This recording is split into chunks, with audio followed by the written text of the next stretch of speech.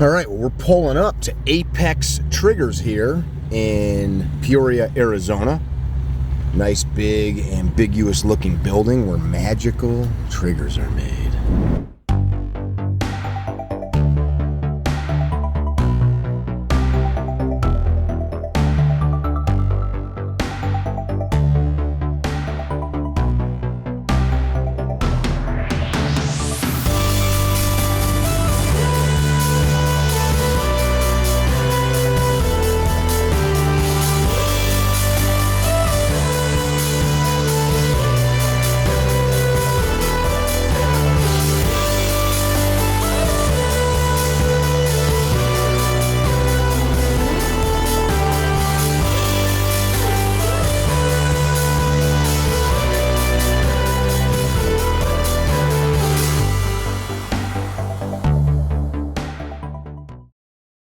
Hey guys, we're out at Apex Tactical in Arizona today. I'm with my friend Paul. Thank you. You're gonna show us kind of the inner workings of what you can show us, of what you guys do with trigger parts, right? Yeah, we'll walk you through the shop floor. We manufacture almost all of our parts, running them on machines. Injection molding we don't do here, but we do have some polymer parts that we sell. Okay. But everything we sell is what we design. So we'll take you back into R&D. Some of that we can show, some of it can't. Cool. We're doing a big battery of drop testing right now on a new part for Sig P320. So we'll demonstrate that and give you a look at how that goes and answer some questions about that process. To see that. Yeah, it's a lengthy process. We've done they're scheduled 6 complete drop sequences on it, and 3 are done on Friday, and they're conducting the other 3 right now. They're just beginning this morning. So we need to get back there. So what you're seeing here is our 50,000 square foot facility. We are design, developer, and manufacturer of aftermarket trigger kits for most all polymer frame pistols. Cool. So you guys, I know earlier we talked, you guys don't do like plastic parts here. You don't make them here. Correct. But all the metal stuff you engineer, design, test, and build here. Yes, 90% of the stuff we manufacture for ourselves is made in-house. Certain things like pins, springs, polymer parts, those are made outsourced by professionals who are really good at that kind of stuff. Other than that, we make it in-house if we can. So basically what we've got here, this is our the VF4 SS from Haas. This is our machine where we have made nothing but Glock triggers for the last year.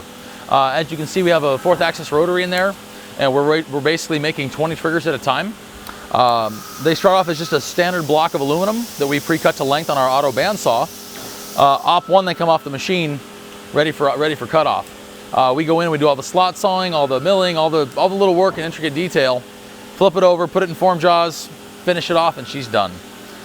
This is a project we've been working on optimizing for years. All of our triggers go through constant optimization, constant improvements, constant upgrades, trying to find the best way to do it. As I said, this one's been running for about a year now, non-stop, making our various Glock trigger options. And it's gonna keep running like that for quite a long time. As they come off the machine, the operators will check pin gauges to check out the hole sizes. They'll put them on our little fixtures here to check the shelves and the stop points internally and things like that, using height gauges and whatever else we need to use. So they've got it pretty well dialed in. On the Op2 side, when we cut them off, we have a go, no-go gauge they drop through. It's just a slot that we drop the trigger through. If it drops in, it's good. If it doesn't drop through, it's no good. Simple as that. Yeah, so what we have here is our newest addition to the shop. It's a 10-year-old Fanuc robo drill. Robo drills are extremely high-speed machines, known for their rigidity and how robust they are, long-lasting tools. We got this one at auction. It had a bit of damage to it. It was the electronics cabinet had been flooded out. So we put a few weeks of time into it to get it all repaired and up and running. And now she's up to full speed. So Andy here's setting up a tool change demo just so we can see how quickly the tool change runs. We've seen the Haas tool change where the arm comes down and swaps it. So you can see it's just rotating around, grab a new tool, and as soon as it pops down like that, that tool is engaged, ready to cut, and it rotates around and does it again. So very speedy, very efficient way to change tools. It limits us, of course, to 21 tools only, but in all reality, that's all we need for a lot of jobs. So we'll get this guy set up. We're making some optic mounts right now. It does have a rotary in it, so we'll do like the other machines have. We'll be able to set up a rotary and do some trigger Op1 action as well. So the VF2 we have over here is our Op2 machine, and this one runs all of our Op2s for our Glock triggers and a lot of others as well. It's got a pair of pneumatically powered vices called air vice in them, and they're a really awesome tool for high-speed clamping and automated clamping as needed.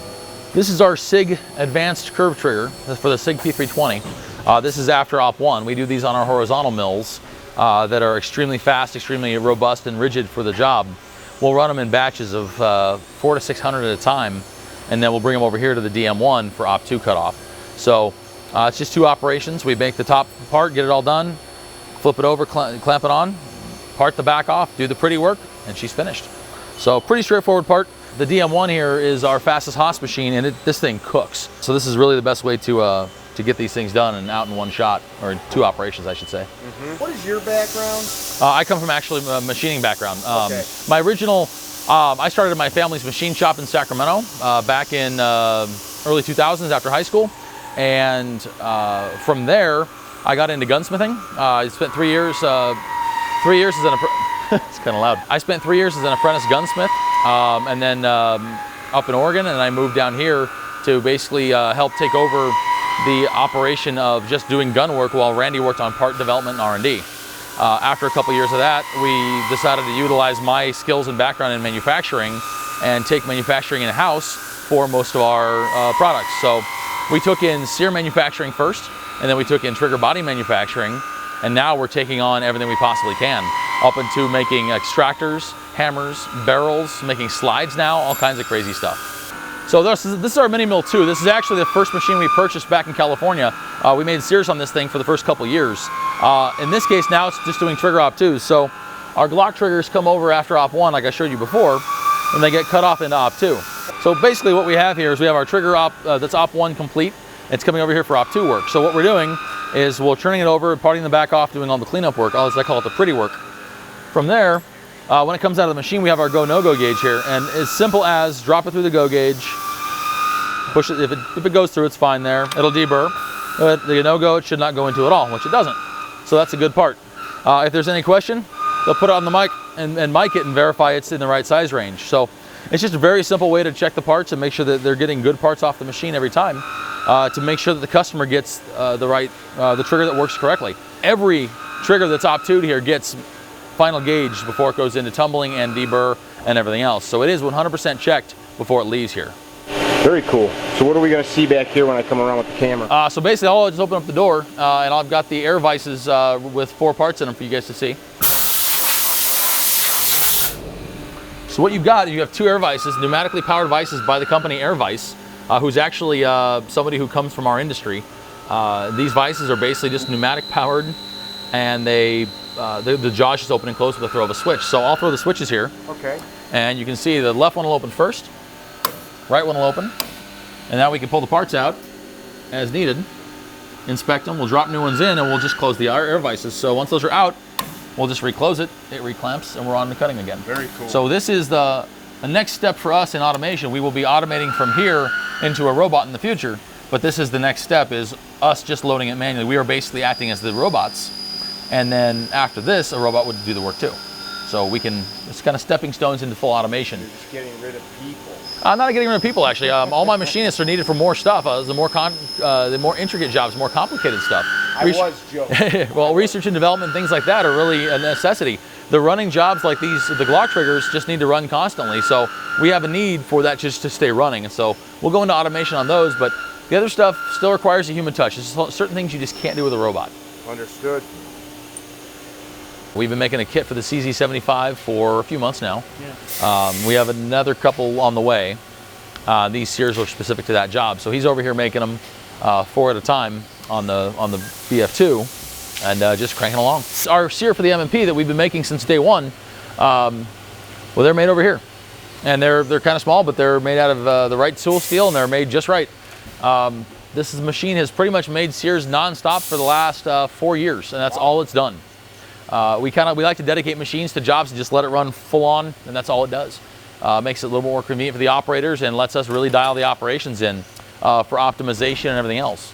So whoever's running this one will typically deburr the parts as they come off. They'll check things as they go, gauge things, make sure it's just right, and then process them on. So we have our little cat food can here with the green rim that's good parts. We have a little bit of red ink at the bottom of the bad one, and as they come off, they get checked out and they go on from here. What I'm noticing, Scott, is a lot of QC.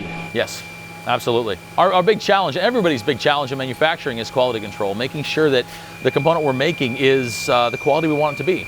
So we set a spec and we've got to hold that. And so every operator is going to actually push that and try their best to keep us on spec and keep the parts in the range we want and make parts. Very cool. CZ75 parts? Yep, Sears. So as you can see, we have them, they're labeled for where they came off the machine, the different work coordinates, stuff like that. But you can see all the deburring equipment and all the gauging stuff and things that the operator has out for the job while he's doing it. And the idea is that he's able to, again, check his work as he goes and make sure everything is right on so that he's not making scrap parts. So this round just finished. So right now we're just doing op2s on this side, but they've got them sitting here, just finishing the back sides on these and then moving on. So we always use double vices if we can. So you've got, in the vise, you have 2 stations, a front and a rear station, and we have 2 vices. So you have 4 work possibilities in here all in one shot, which gives us more capacity. 1 button push equals more components coming off the machine in one shot, which equals more productivity, more efficiency, and more throughput. Awesome. You might also notice on top of all the machines, most of them at least, like this one, we got the name Bender on it. I don't know what happened to Bender himself. He probably got lost, fell off, or oh, there he is. There's Bender. But all the machines have a pop on them, or most of them do. So you got Bender here. You got Marvin the Martian across the way. You got Diablo on the big VF3. The 2 on the end. We have Pinky in the Brain. The 2 older mills. When you guys are talking about the machines, you say I'm working on Diablo, or to some degree, yeah. It didn't catch on as well as we were kind of joking around, but we still play with it. The older machines are Mario and Luigi. Randy's machine down there on the end is Hello Kitty. I've got Thor from Guardians of the Galaxy, the one in the robe. That's going to go on the new Robo Drill, just for fun. So you're kind of a geek. Oh, I'm a big time geek. Randy and I are both uber geeks, so it's just more fun this way. About 3 years ago, somebody told me you'll never make a trigger bar for the Sig P320. Well, we've been making a trigger bar for the Sig P320 for about 3 years now. Why did they say like that you couldn't do that? They just sure. They basically just assumed that the fact that the factory part was MIM and it looked complex that we couldn't machine it. Okay. And so, challenge accepted. That's kind of what we do around here. Yeah, absolutely. So what you've got there is just bar of steel. You can see all the blocks here in the bins that are nice and heavy, full of basically pre-cut blocks, and we stick them in the horizontal. We'll run them, and this is like a 3.5 to 4 hour operation for like 48 per tombstone. We got 2 tombstones. Why I want to kind of look at stuff like this is when folks look at this part, when they see it on the shelf somewhere to purchase it, and I don't know what the retail cost is, and they say, geez, that little thing should cost $1. Right. You're starting out with this solid block and all of the stuff that goes into milling that out to become this. This isn't done yet, of course. Right. You've still got more processes to do. That's what you're paying for. You're paying for all of that design, all of the work that went in to make that machine spit these out. Absolutely. How much time start to finish to where, I don't know what processes come next to where there's a finished part somebody could put in a gun? We don't actually give out the information on the exact times. It's proprietary, but we do the best we can to make it as efficient as possible. Okay. There's, like I said, we're running 48 per pallet in here for the op1s, and then we're doing more operations as well. And then all the gauging and all that kind of stuff as it goes. It looks like a kiosk for selling keys. It basically does, yeah. So what you've got the 2 in the horizontals. You have a workload side, the operator side, then you have the actual cutting side. So if you look at what he's got, John, our operator here, is basically loading the tombstone. He's loaded the tombstone and he's checking out, just verifying he's got all the table dogs locked down and ready to cut. Once that's ready, he'll put the tombstone back to its 0 position, lock it down, close the door, hit the go button. When the machine's ready for it, it will pick up the wall, rotate 180, lock back in. And that's the amount of downtime required to change pallets. So the spindle stops for about 10 seconds and it rotates and keeps cutting if we're in full production. In this case, he just swapped pallets because he's loading up for a first run after a first article inspection and approval. So he'll get that running soon, but just away we go. Making chips and making parts. Very cool. Making chips. There's some of those chips you're talking about.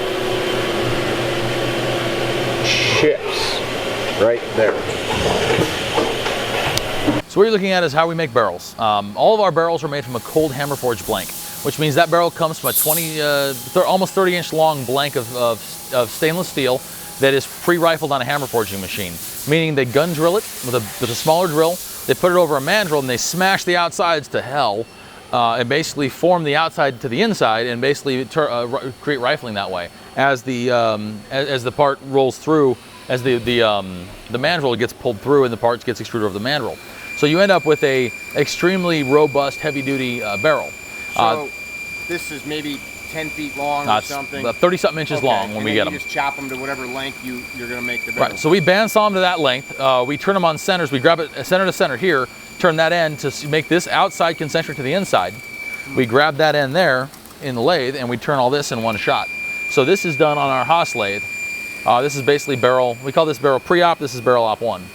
And then from there we go over and we mill off the rest of it, and we finish the barrels out. But this part becomes the chamber and correct locking block and all that good stuff. Yeah, all one piece, nothing brazed together, nothing soldered, none of that stuff like we've seen others do in the past. It's all one contiguous piece of metal. It's a different alloy than others use. It's not the same stuff as the other aftermarket guys are running. It's a little harder to machine, but it's a better material overall. And that's one material we do not discuss also is what it's made of. So what kind of rifling is that? That's a 1 in 10 twist, 9mm. And what do you, for the consumer, what is this barrel going into? That's a 5-inch M&P barrel. M&P barrel. Threaded, of course. So Smith & Wesson M&P, somebody goes and buys one, they pay $600-700 for the gun. Smith & Wesson wanted me to have a barrel like this, they would have put it in there. Like, what does this do better, different than the Smith & Wesson product? Our barrels, accuracy. Accuracy. On the M&P, what we've done is we've discovered the problem with the accuracy on the M&P. You, at 25 or 50 yards, you couldn't get a group to save your life. Yeah. I mean, you couldn't get a group better than 10 inches in most cases. So what we've done is years ago, Randy did a lot of research on this and started playing with things and came up with new locking geometry that keeps the barrel in lockup keeps the barrel in lockup longer.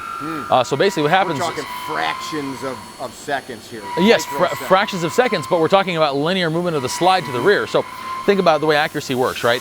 Your sights are on your slide is locked up to your barrel and slide are locked up to your frame. If you lose lockup in any of those components, you lose accuracy. Right on. So with the factory barrels on Smith & Wessons, if you take the gun, take the slide and pull it back just ever so slightly, the barrel starts to drop. That's a problem because by the time when the gun recoils, what's the first thing that moves? The brass, then the primer, then the actual slide, because it's the acceleration process, right? Yeah. So it pushes all that stuff, and well then the slide starts to come back. Well, as soon as that starts to unlock, the barrel drops out. Well, if you pull your slide back, you can grab the front of the barrel and wiggle it. It's just jiggly and wiggly. It has to do that. It's necessary, at least in that portion, for feeding to have that kind of looseness in there. Yeah. But when it's in lockup, you want it tight. Well, our barrel stays in lockup longer. We basically allow the slide to come back about 100,000ths of an inch before it unlocks and drops out. That's called dwell time. And that's what we've actually patented on the M&Ps, is the improved dwell time. And that allows the bullet, basically the slide, to stay in lockup in the battery, the slide and the barrel to stay in lockup until it gets far enough back. Now the bullet's a foot or two out of the bore, then it doesn't matter. And that's what we've done. So what you're getting from us is the premium quality cold hammer forged blank, made out of stainless steel, heat treated, and in some cases melanited, depending on the finish we apply to it, barrel that will improve accuracy because it increases dwell time and gives you more accuracy. We've had guys, we've ourselves, with our ransom rest, we've shot groups under 3/4 of an inch at 50 yards in best case scenario. But other guys routinely are shooting 1 to 2 inch groups at 25 to 50 yards, no problem. We had a SWAT team recently we got a bunch of barrels to, and they were like, hey, we got these barrels in, we fitted them. I'm thinking, oh, what's wrong? Just because of the way the tone started. And he goes, one of my guys just shot 12 headshots in a row at 50 yards on a steel plate. Awesome. Offhand, just standing there. And he's like, who wants to try this? It was like, how'd you do that? So they work, they do the job. Awesome. You do a side-by-side test with our barrel and anybody else's barrel for the M&P. Accuracy, we have it hands down. Cool. That brings up a good point, and I'm not going to go deep into it, but a lot of folks purchase a product, they purchase ammo, they go train, and they may have a certain level of skill. I've trained with some of the guys that have friends that are some of the best in the world, and they can outshoot the mechanical accuracy of the gun. So you may need to have something like that if you wish to up the game, especially if you're shooting something that came onto the market with issues like the M&P. I mean, their guns work. I mean, they do what they're supposed to do for the spec they gave it. They say, hey, it'll do this, it does it. But if you want the best accuracy, if you want basically rifle accuracy out of a pistol, this is how you get it. I dig it. That's what we do here. Do you guys do non-threaded barrels for those as well? Absolutely. Okay. Yeah, we just happen to be in a production run of the threaded 5-inch barrel right now. Man, it's amazing how much material you start with to get that little guy. Yeah. Yeah, we actually open the door here since it's done if you want to see one hanging in the vise. I would. Coming around this way, you can see check out the chips as they're coming off too. So what we got here, we basically got razor blade production. Please don't touch these. Don't touch curls off a lathe can be extremely sharp. We're talking like absolutely razor blade, like just touching it can just fillet your skin open. So these are the chips that come off the barrels as we're cutting. You can see they're kind of shiny, which is a good sign. It tells us we're getting a good clean cut. But yeah, they come out and they'll just pile up here, and we'll move them out. So we just opened the door, blew it off. He's just pulling the little chip off. Sometimes the curl will attach to the barrel, and he'll pull it off there. He'll typically check it in the machine before it comes out, and then we'll thread gauge it as well. But that's how a barrel's made. You know, we hold our ID and our OD on extremely tight tolerances for concentricity to make sure that you're getting the best barrel possible. And that's all this machine does. We bought this thing about 6 months ago, used from another guy in the industry, and that's all we've had this guy do is just make barrels. What's the name of this machine? I don't see it. There's actually no pop on this one yet. I've been kind of slacking off. It's the Haas lathe.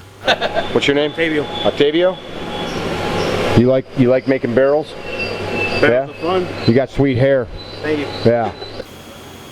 As these are coming off the machines, Octavio will typically take our thread gauge. So we have our go gauge and our no-go gauge.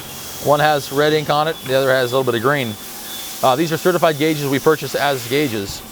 And we thread this guy on and make sure. You say you certified them as gauges? We purchased them as certified, oh, okay. Excuse me. So these are purchased gauges. Tell me what that means for the layman that's not a machinist. And so what a certified gauge means is that we've the company we bought them from has basically assembled these and checked them according to gauges that meet the standards of our industry or of the manufacturing industries. Second-party verification of accuracy. Absolutely. So what they'll do you guys have the ability to definitely make a tool like this. Oh, sure. In-house. Yeah. But you purchase one just so that you know. Absolutely. So this one meets the specifications of the. This is I'm not sure. I don't remember the exact organization that tracks this kind of stuff, but basically it's certified gauge for the type of fit we're looking for. This is a 2A fit gauge, so it's designed to be a certain amount of fit in the threads. Mm-hmm. So they'll go through and they'll check and make sure it's got the right thread pitch, that it's got the right dimensions, inside diameter, outside diameter, all that kind of stuff. And so when we go to thread it on, our go gauge has to go like it does all the way down. And then the no-go gauge, as per the name, cannot go. So I cannot thread that on no matter what I try to do. Obviously I could damage the threads, but I'm not going to. So as he pulls them off, he'll check the threads and make sure everything's right, make sure that our cutting tools are still sharp and that we're producing the right part, as well as So it definitely takes some finesse too to do that correctly. Absolutely. Is that something that a robot couldn't do very well? You need to have a little feel? A robot might be able to, but I like Octavio better. He's got better hair than any robot. Cool. So what we've got here, we've got our Nakamura Tomei AS200 lathe. This is a two spindle lathe with a giant bar feeder on the end of it that we can make pretty much anything on. Right now we're in setup mode. When you say anything, like, so somebody that's not in machining, you know, it's hard to comprehend all that's happening. Anything. Mm-hmm. Like, well, almost anything. You could make, you're talking metal parts, mm-hmm. but like you could make a ratchet on there. You could make a socket on there. You could make a key. You could make a knife. You could make. You can make it with enough ingenuity and skill sets. You can make almost anything any way you want to. It's just a matter of what's the most efficient.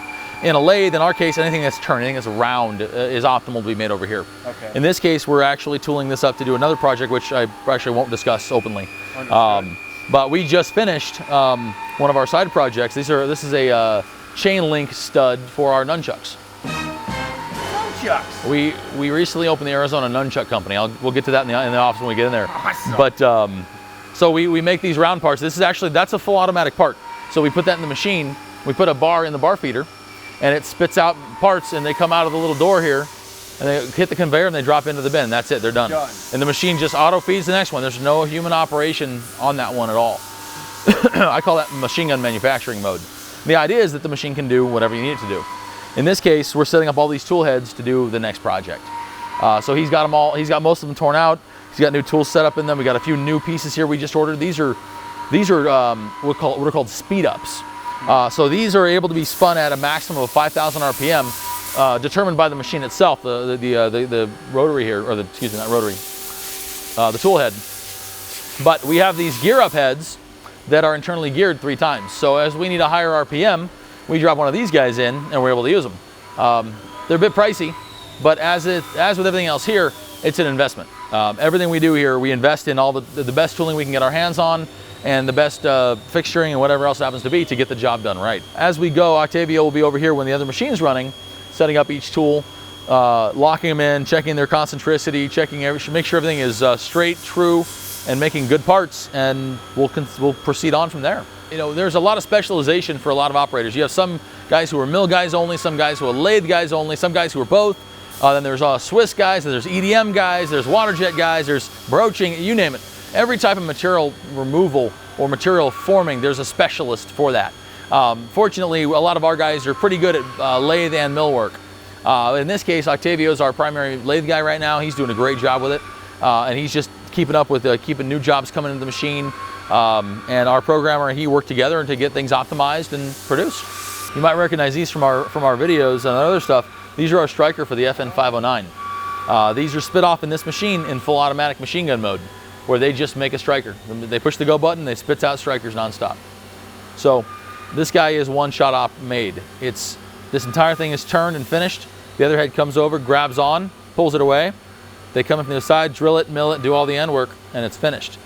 They come out, they get manually deburred as they need to be, and they go over for our tumbling processing, as well as our heat treat, passivate, laser, whatever else we've got to do to get a finished part out the door for the customer. Okay, so basically this area is what we lovingly call Jurassic Park, where we keep the manual operation machines. Any machine shop that has no manual operated machines is probably lacking some capability. Yes, CNCs can do everything a manual can do, but at some point you need to be able to just go over here, drill a hole, or mill a slot, or do whatever very simply, very quickly. So we maintain our old jet mill and our old lathe, and we got a little tool grinder lathe with a tool post grinder on it, so we can grind carbide tools as needed, like reduce a shank or make a flat, whatever needs to be done. So we just have them for whatever we need. They get used 1-2 times a week, maybe. Other than that, they just kind of sit here and wait to be needed. That's the nice thing about these old kind of machines. They don't need a lot of maintenance. They just get used, get oiled, and they just kind of hang out when you need them. Most recently, we took another block this size. This is a 6-inch diameter piece of steel. We made an adapter plate for our rotary in the robo drill to adapt it to one of the tombstones we already had on hand. So it was a really convenient way to make that, as opposed to having to make a whole new tombstone or buy an adapter from someone else. Our toolmaker Bill just took 2 blocks of metal and made one of them into the piece we needed. And of course, we always buy 2 blocks, because if you buy one, you'll ruin it and need a second one. But if you buy 2, you'll never need the second one. Just how it happens to go. So yeah, we just... One of those rules, like throwing out all the screws you've got in your garage, then the next day you need one, right? Yeah, absolutely. We have to have the spares on hand. So we got a spare for next time, and make what we need to whenever we have to. Make a component, test it. It's the gunsmith way of doing things, really. And that's where Randy and I both come from, as gunsmithing backgrounds. So that's we kind of come back to as needed for different things. So what we've got here is our Fanuc wire EDM, and this is a machine that I'm intimately familiar with. I've been running these since I was 15 years old. EDM is electrical discharge machining, meaning that when you see a spark, you're seeing electrons jumping from one component to another that are electrified. What's happening basically is we're getting a spark, it vaporizes a little bit of metal, and the water, the flushing, flushes that a little bit away. We call it swarf. And then the wire electrifies again and does it again. So it's rinse, repeat. So what you're seeing, you can't really hear it here, but it's got a little bit of a sparking sound, kind of a sound going on. And that's basically just burning away little bits of metal. The nice thing is it's extremely precise. What you're seeing, what you're getting out of it, here's the drop off the barrel locking geometry. When the barrel comes off of the machine, that's the material we've taken away from it. It doesn't come off in chips, it comes off in chunks. And that's because the wire kerf is very small. You're talking about twice the size of a human hair once it's cut. So it's a very little area, but we can cut very precisely. And I mean, so precisely, it's almost what you consider perfect, because once we set it the first time, it's done. It never has to be reset or moved again unless something goes wrong. A guide burns out, or a wire gets, you use the wrong wire or something like that. You make it, you set it up, you run the same parameters, you get the same cut every time, 100% always. What we got here, this is our wire EDM staging area. We will pre-drill plates, weld them together, stack them, then weld them together. and then we'll put them on the EDM to cut them. Depending on the material and the precision we're trying to hold, we'll stack them between 2 and 10 or 12 thick, depending on what's needed. In this case here, I've got revolver hammers, and we pre-drill all the holes, get them all prepped, and we'll cut out what we need for R&D, or for the first order, or for the whatever sample run, and then we'll go from there. So it's just a very easy way to manufacture parts very precisely. You know, we've got some of our Ruger hammers here. We've got some 1911 plates. Just depends on what the item is. And then even down here, this is how we used to make our safeties for our triggers when they were made out of aluminum. We would stack them 12 tall and EDM them out in one shot. Much more efficient than stamping because they always come out flat. There's never a rolled edge, there's never a curved part, never a dull stamp. You just cut them and go. So it made it very efficient to make. Super interesting. The EDMs are kind of my thing. I love them. I've been working on them since I was a kid. I always find a way to use it. Your family business was machining, or? Yes, my family is a bunch of business owners in Sacramento. Cabinet shop, machine shop, jewelry store, custom fabrication and jewelry. So I grew up in manufacturing and business ownership, being a thing I always saw. So for me, it just became hey, I want to do that. Okay, I'll do it. So here we are. So as barrel carts come in, they will go to QC. They'll get lasered first with all the markings on them as necessary. They'll come over here for final polish and deburr and inspection. Well, just a cursory inspection before they go into final QC. So barrels come in here, they get looked at by the guys. They'll check the chamber is polished. They'll check the feed ramp is polished. They'll bead blast them, get them all looking pretty, and then they'll deliver them over to quality control for a final inspection where we will get a final look at them and then send back any reworks as necessary. Most of the time reworks are all just cosmetics. It's just like, oh, you missed a little thing here, a little touch there, kind of a thing. But you know, with our barrels, with anything we make actually, I'm very adamant that we are earning our customers money, not taking their money. So every product we make, we put our blood, sweat, and tears in because you put your blood, sweat, and tears in to earn your money to buy our stuff. And that's how we work it. That's just, if it's not right, it doesn't get sold. We have scrapped more barrels than I care to say because we have done little things that weren't quite right, but it makes all the difference in the world in the end because I'm not taking your money, I'm earning your money. And that's how I want to do business, is making sure that we're always providing the best quality part. That's again why the barrels are hammer forged, not just ECM rifled or pull broached, which pull broaching works great, but there are other alternatives too. So we just go for the quality best we can. So what we've got here is our optical measuring machines, and these are basically computer controlled cameras systems. And they're very much like a milling machine, just with a camera instead of a milling cutter. So once we set up a program, Kayla here will program the actual part itself, and she will set it up where it will automatically or semi-automatically gauge and check all the components. So flats, circles, holes, depths, whatever you need to do, it can check it out. So it's actively running right now, running on one of our shield slides. And basically she's checking lines, profiles, you name it, across the board. The nice thing is when it's all done, it spits out a spreadsheet with green checks or red X's telling us if the part is in spec or not. Are you telling me every part you make gets put on that machine? No, well, every part we make, every design goes across this machine. Okay. A percentage before you of take parts. it to production. Right, and a percentage of parts in production come across this machine for inspection. So at the start of a project, for example, when we go to make slides, for example, it's the first part off the machine is the first article. Once the machinist makes it and they're happy with it, they deliver it into quality control. They do a mechanical and visual inspection on it, and it'll run across the OMM, they'll gauge pin it, gauge block it. Whatever gauges we have, we'll run all that stuff, and then it'll be given to the people on the other side of the room here to check for visual inspection, make sure everything looks right, looks as it should, looks like it's a reasonable part. And then from there, it's approved for production, or it's sent back for changes or reworks or whatnot. They delight themselves in telling the machinist that they did it wrong, or that they didn't get it perfectly. But here's the thing: if quality control makes you happy to tell them they screwed it up. Absolutely not, because I was a machinist, so I know the feels. The nice thing though is here's the thing: if quality control never kicked any part back, then either the machinists aren't doing their job right, or the quality control's not doing their job right. So there's always something to find, and these guys do find it. And we have two. We have the larger machine that's our primary. We have a smaller that's a backup and for R&D use, so it's easier to deal with. What's up? Hey Kayla, what do you do here? I work as a quality control engineer, so I check all incoming first articles and process control parts. And I used to be a machinist, so I know a lot how the parts are made, and I know why some things will be out of spec. What school did you go to? Cal Poly San Luis Obispo, And what did you study there? industrial engineering. So you're super smart. No, maybe Don't zero. bolster her ego. We don't need any more of that. Well, so the perfect person to be double checking work. Cool, thank you. So basically we've got our air gauge here, and this is my continued obsession of quality with our barrels especially. So what we have is we have an air gauge system here where we have two wands that have the rifling pattern already on them, made onto them. And they have a little nozzle for air to come out. So once the gauges are preset, which these are all already preset and pre-checked, and we turn the air on, it will tell us the exact inside diameter of the barrel on the land and the groove. So in this case, if my numbers are green, I'm in range, and as long as I'm between the needles, we're in our spec. And so I can run this guy down the barrel, and I can tell that as we go down the barrel, we're within millions, 10 millionths of an inch of tolerance. And so we'll check the land. Can I see that? Yeah, absolutely. And the groove. And we'll just basically put this guy in and rotate it as it goes, and it will check the barrel diameter to make sure the barrel's right. So we do an incoming inspection as well the same way for our barrel blanks when they come in from the hammer forge. There'll be 30-something inch blank. We'll take it over here. We'll probe both ends to make sure the diameters are correct before we accept them from the manufacturer. Again, to make sure that our quality is always where we want it. We have a spec. We've got to be in that spec. Otherwise, we don't take it.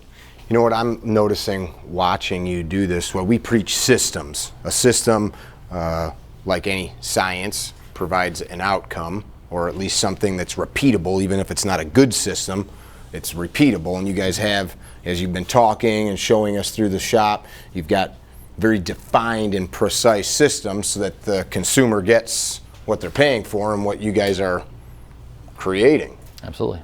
Sold as advertised. Finding dents on here. Oh, those are fine. That part's gonna.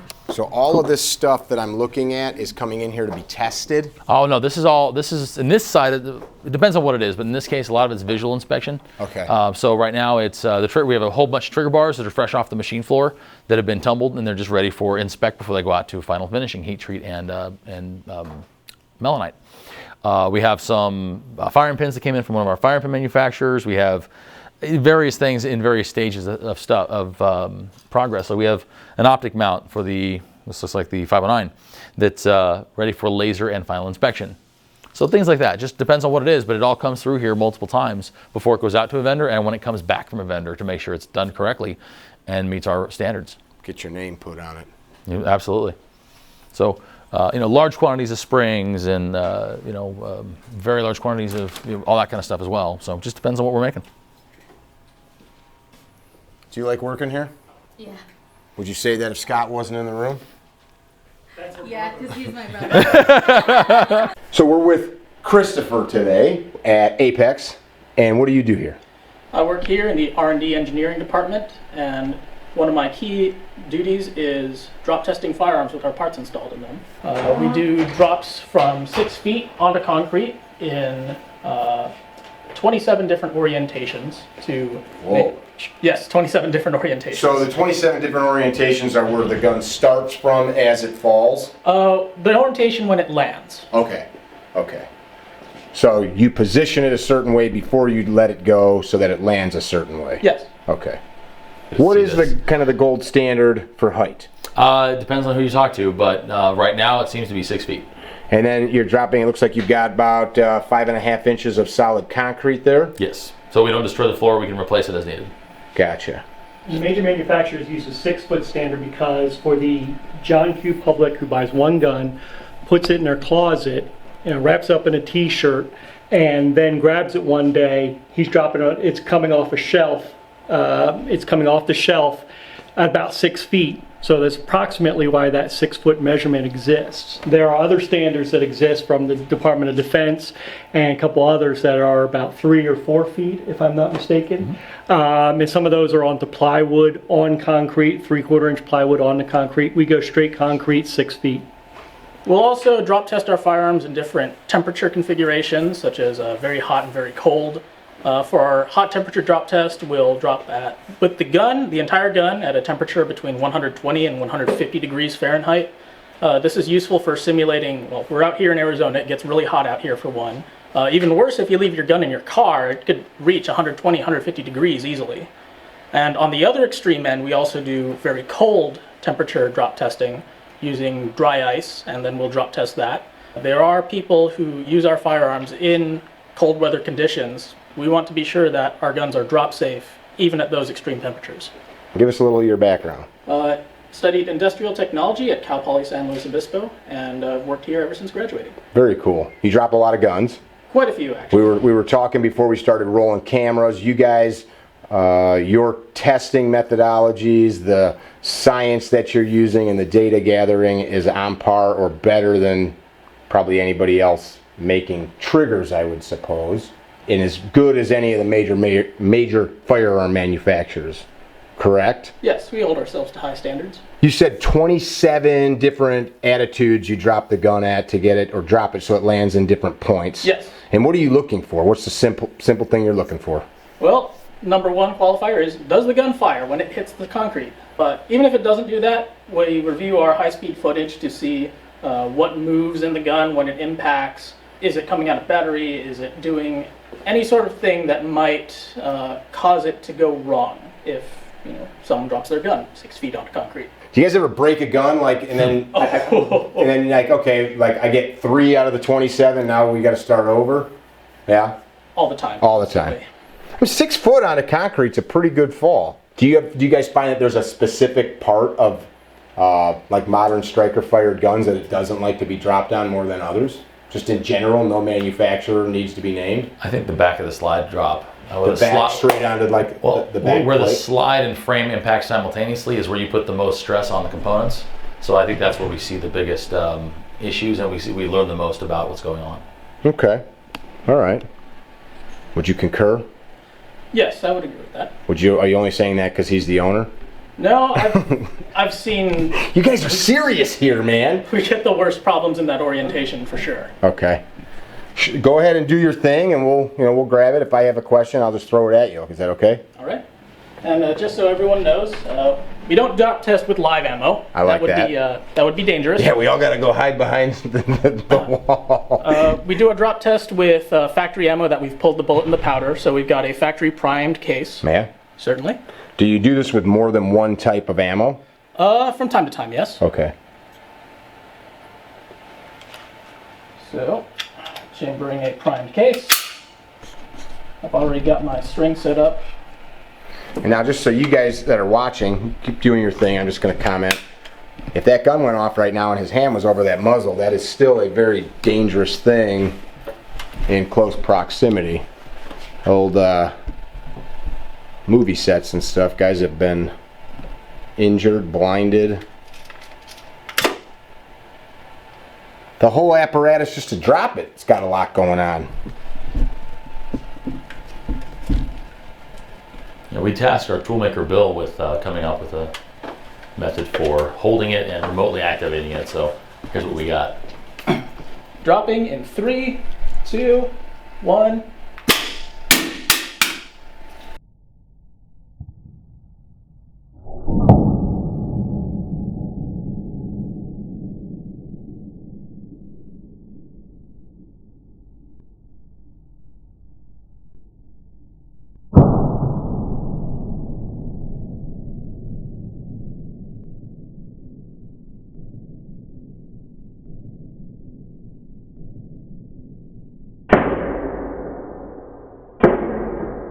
Stuffed the landing on that one.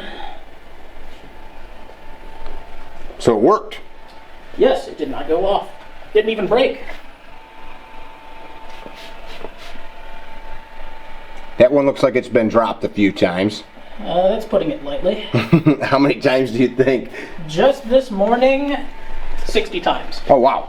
That exact gun has been dropped at least 60 times this morning. That's a testament to what Sig's putting out.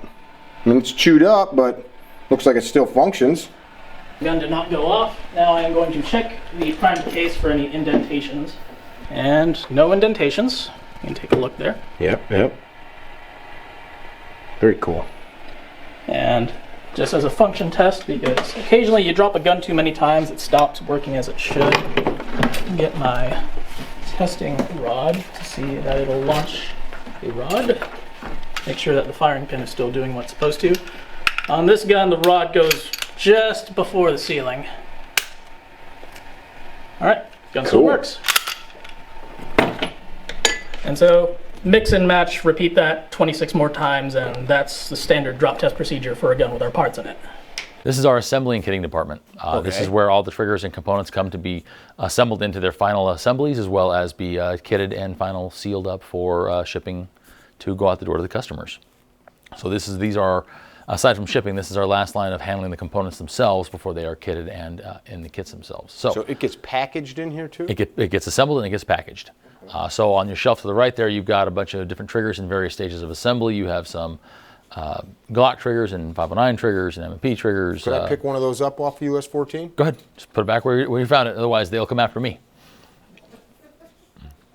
So in that case, that's one of our Glock triggers. Looks like a Gen 3. As we buy the trigger bars, they come on a factory trigger body, so we have to actually push the pin out and remove that factory bar from the factory body, and then assemble that onto our bodies. So we go through a lot of trigger bars in this place, and I mean a lot. It's kind of unnerving to see these giant boxes come in full of trigger bars and they go out almost the next day. It's crazy. Like, we just got all those done. Now we got to go make a bunch more. Yes, and it's just good problem to have, though, Scott. Pace it goes at. Absolutely, good it is. Problem to have. So we recently added a third assembly machine. We have three spiral machines in the background that do a lot of our trigger assembly.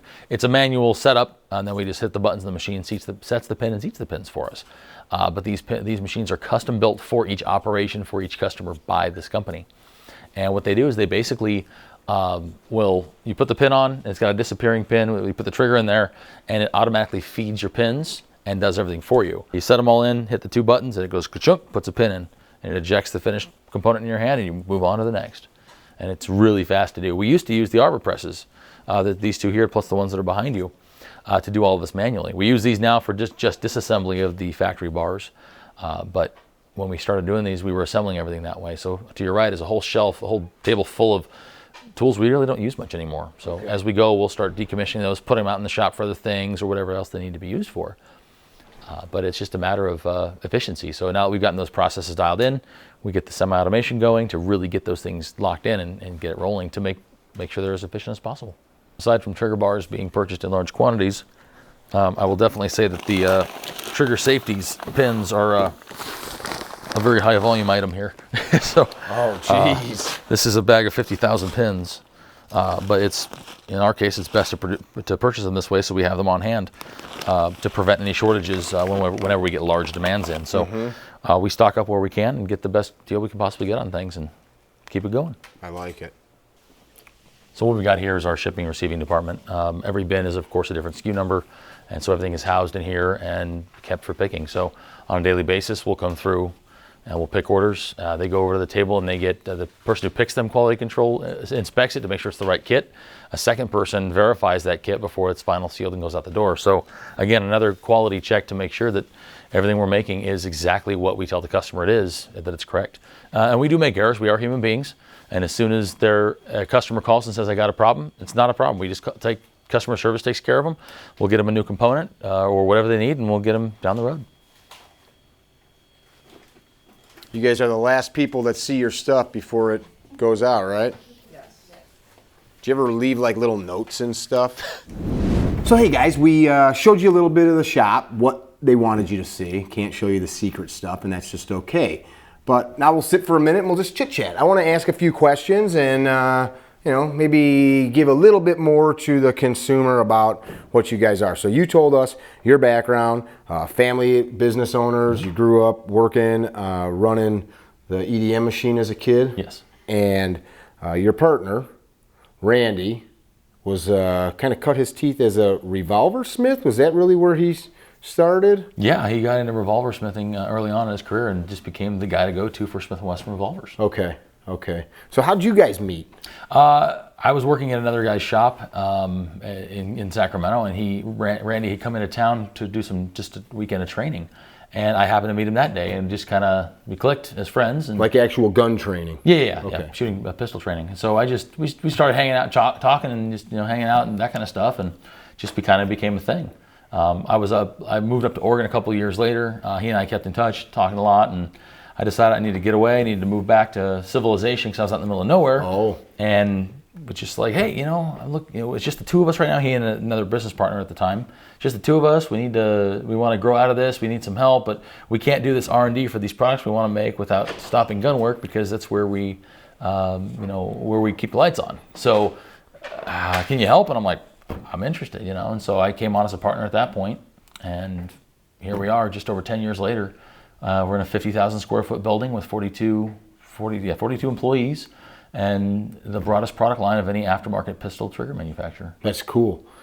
Like we've talked a little bit as we've moved around, but elevator pitch, your product versus XYZ aftermarket. It seems like nowadays anybody can make the little shoe and slam it onto a trigger bar and say it's Mickey's aftermarket Glock trigger company. Yeah. And so we know we saw all the machining and all of the quality control and all the care that goes into stuff. Like at the end of the day, what makes yours any different? For us, the difference is the quality and the intention behind the design and manufacture. All of our triggers, we realize that you put your blood, sweat, and tears into the stuff into your job to make your money. And so what we do is we put our blood, sweat, and tears into our products so that when you buy it, we're earning your money. Mm-hmm. We want to make the best product possible. We want to make sure it meets or exceeds the safety standards set by the original manufacturer. We want to make sure that you get what we say you'll get out of it. So I will tell you that this trigger, whatever it is, will reduce pre-travel by this much and over-travel by this much and give you this poundage. The actual hard specs. Right. And if I can't meet that, I won't advertise it. This is this. That's it. There's nothing more. I'm not going to advertise. It'll make you guaranteed to shoot X rings at 100 mm-hmm. yards if you do your part. Yeah. That's an amorphous goal. But I can set a hard what it'll do for you and tell you it'll do that. In some of our parts, we don't have a specification of grandiose claims because it doesn't do those things. It mm-hmm. just does what we say it will do. And that's one thing we get some kickback on with customers. Well, it didn't do what it was supposed to do. Someone asks, what is it supposed to do? Well, it's supposed to do 3-pound trigger pull. They advertise it at 5. It's right here on their website. But it should go to 3. Where'd that come from? So again, it's one of those things where we know what it will do because we test it thoroughly. Sure. And we advertise what it will do, and that's it. What do you say to somebody that says, hey, if Glock or Smith or Ruger wanted a 5-pound trigger, they'd put a 5-pound trigger? What's the response to that? The answer is they're a major manufacturer, and they're cranking out not 1,000 guns a month, but tens of thousands of guns a month. And as a mass producer, they're going to go on the higher side. They're going to make things in a publicly traded company as cost efficient as possible. So that's why it's easy for us in some cases to make a trigger for the M&P that's infinitely better feel-wise than the stock trigger. And that's not a knock against their trigger. Their design is fantastic because it meets what their requirement was. But the end user says, I want something more. So think of it as the aftermarket for the automobile industry. Mm-hmm. Automobile industry knows how to build a car great, but there's a huge aftermarket to do a little bit more, and that's what we do. And the 5-pound trigger isn't necessarily the be-all end-all. If a 5-pound trigger was the be-all end-all, then revolvers would have 5-pound triggers in them and not 12, 13, 14-pound triggers in them. So it's not a written in stone set standard that's met. What our standard is, can we improve upon the factory component? Mm-hmm. So we've done that with a bunch of guns, not just the M&P from Smith & Wesson, but Walther PPQ. They asked us, and they asked a couple other manufacturers. And that's a hard thing to do because that trigger was pretty nice the way Walther made it. I mean, it's a little spongy, but it's probably the best out of the box striker fire trigger. Agreed. Out there, we think. Agreed. And they asked a couple companies to make an aftermarket trigger for it. We were the only company that came and said here, and we reduced the travel by 40% in that, and reset is just fantastic. And it was still drop safe. Yeah, still exactly. Drop safe. That happened with the FN 509. They had a meeting internally at FN, and as the project team, they said, what aftermarket companies do we want to work with? And they included, lights, lasers, all the components, mag, releases, base drives, holsters, everything. But they actually included triggers. And there were several companies that were listed. to a person around that table, the number one choice for an aftermarket trigger was Apex. And it took, Scott led the project, it probably took, what, 2 years, maybe more, and to develop it, but we were the only ones to market with a trigger for that. That's neat. And it's very difficult, very time consuming, very challenging. And Time consuming and difficult means costly. Yeah, Right. and we spent a ton of money on it, but the response from the consumer has been fantastic, even to the point where you've got salespeople at FN that wanted their trigger in the guns, but they knew that they could tell the dealer, hey, here's our gun. You know, we got customers who don't like the trigger. That's great. You know, Apex has a trigger for it. Here, feel it. Oh, great. And the reason I want to have these discussions for the viewers is, as we talked a bit walking around, people, not everybody earns enough money that they can go out and build a custom race gun or buy the complete build from XYZ gun shop. They go buy one gun, maybe two, and that's their gun. So a purchase of a $50 or $100 or $200 upgrade is a lot to a lot of people. And folks look at it and they say it's this little thing, and that's why we wanted to do this. I want people to understand the little thing takes all of this to make that little thing show up in the mail to your house, and that's your guys' time. Heck, your office probably has more computers in it than some public buildings. I mean, you've got screens and racks and all kinds of stuff. I'm assuming you're doing engineering kind of stuff with those computers. Yeah. Or shopping on Amazon. A little both, you know. Mostly everything.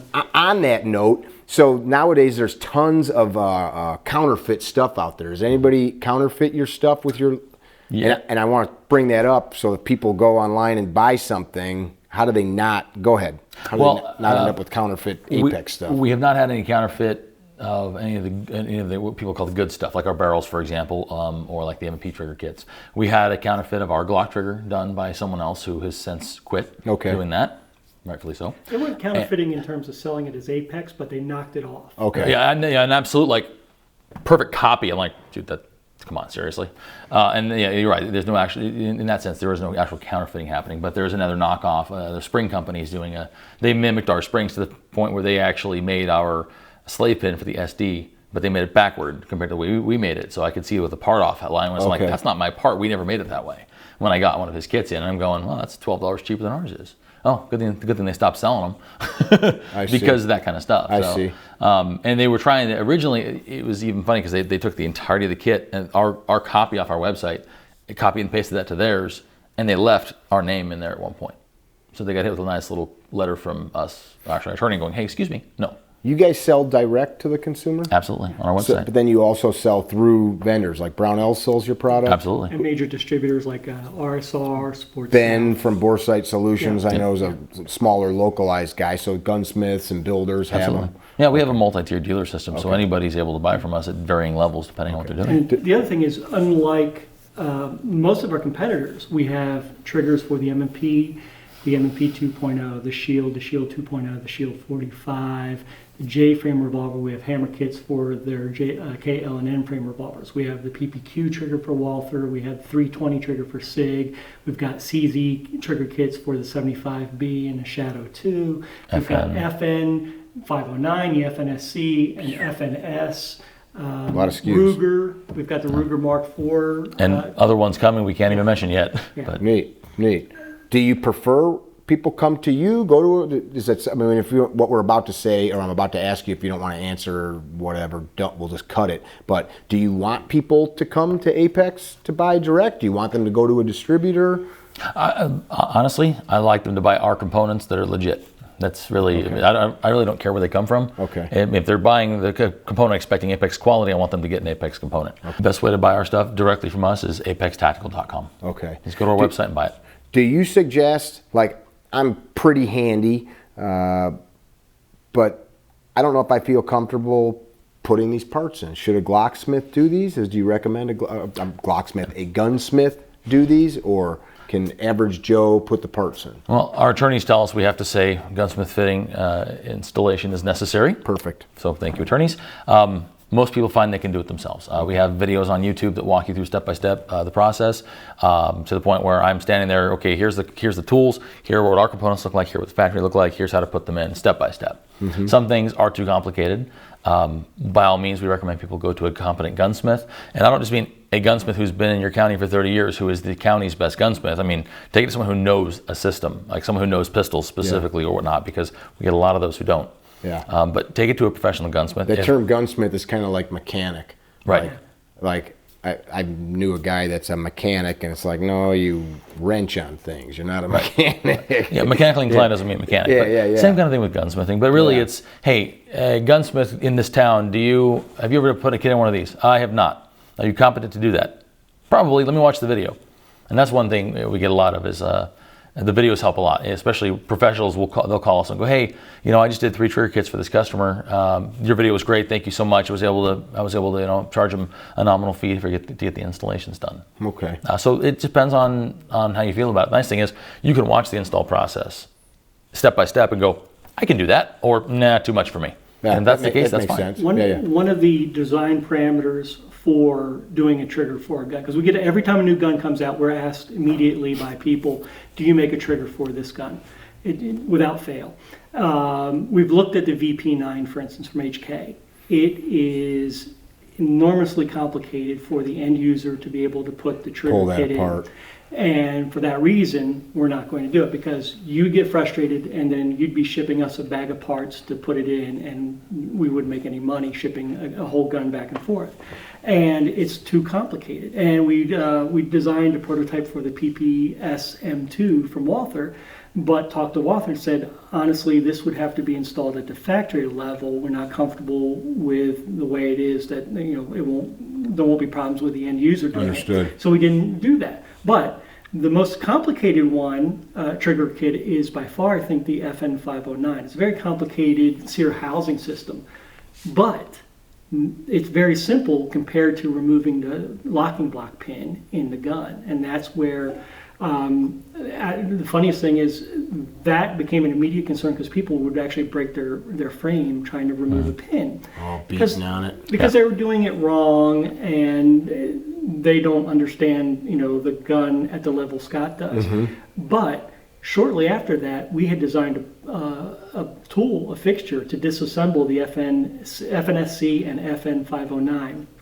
And that's one of our best-selling tools. And it's what, $35, $39, kit. And we sell a ton of them.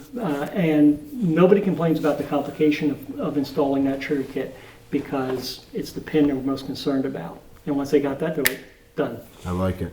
So know your limitations, and I don't know how many times I've met guys growing up that'd buy like an intake for their 5-liter Mustang and, start taking stuff apart and then, Oops. Yeah. So if you're going to carry it to protect yourself or your community and you don't know what you're doing, have somebody else that does do the work.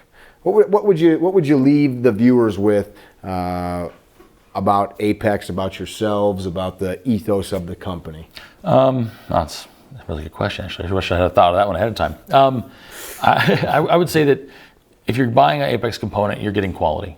You're getting something that we stand behind. I personally own a gun with pretty much everything we offer in it, as well as carry most of them. So if you're going to buy it from us, you're going to get quality. You're going to get the best quality available for what's there. Like we saw with the barrels.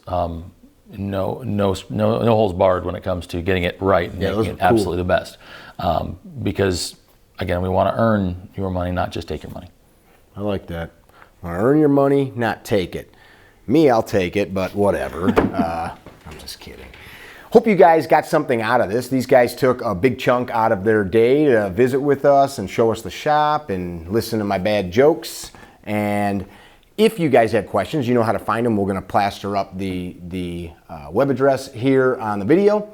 If you got questions, throw them in the comments and let's get like a conversation going. If you've used these components and you enjoy them, put that in the comment section. Talk about it, about your experience, about how it worked, maybe how it made your experience with whatever platform you're shooting better. And that's how we proliferate good stuff. The thing that makes us want to do this is that we pass on companies to you that are good. They didn't pay me to come out here. I'm out here on my own dime and time, and haven't compensated us in any way. And that's what all these videos are about. It's us sharing with you corporations, businesses, be them large or small, that bring about good stuff. You saw the American flag out there. We're in Arizona.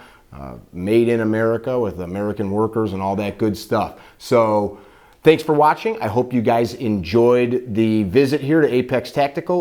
We're in Peoria. Yes. Peoria, Arizona. I've got a Peoria right by us in Illinois. Yep. As well. Ours is better. Appreciate you. Oh, it's better? Yeah. Oh, jeez. Actually, it might be actually a lot. It might be a lot. What do you have there? So I know you guys make gun parts, but those are not gun parts. This is all something that's it's kind of fun and new. Arizona back in July of 2019 changed our laws to drop the manufacture and possession of nunchucks as illegal. So basically it became legal to own, possess, and manufacture nunchucks. So I had the crazy, insane, weird idea of opening up the Arizona Nunchuck Company. So we just started drawing them up and we made a couple sets. We made 50 sets, sold them out in 6 weeks right before Christmas. And we just sent our next batch of over 100 sets off to Erhardt. This was that part you showed us in the back. Yeah, that was this chain stud. So 100% aluminum machined. These chain stud of steel. The chains are even made in the U.S. The pins are made in the U.S. So it's a really high quality, ultra durable ass kicker of nunchucks, basically. So when you have a few $1 million of machining equipment and a little spare time, in a little spare time, you can just make stuff. And of course, then we did the flail with the spikes. Get yourself a mace. We got a few other things too in the shop that are in the works, but it's just when we have time to make them, we'll make more. What do you think about that? You're not even saying anything. You're just like, What's to say? It's interesting because I have a background in martial arts. So as growing up as a kid watching Bruce Lee movies, it's kind of like, wow, nunchucks was one of those cool things. But there was nothing really technologically advanced about them. So now we've got new materials. Was nunchucks in your pocket, or are you just happy to see me? Yeah, exactly. Yeah. I dig it.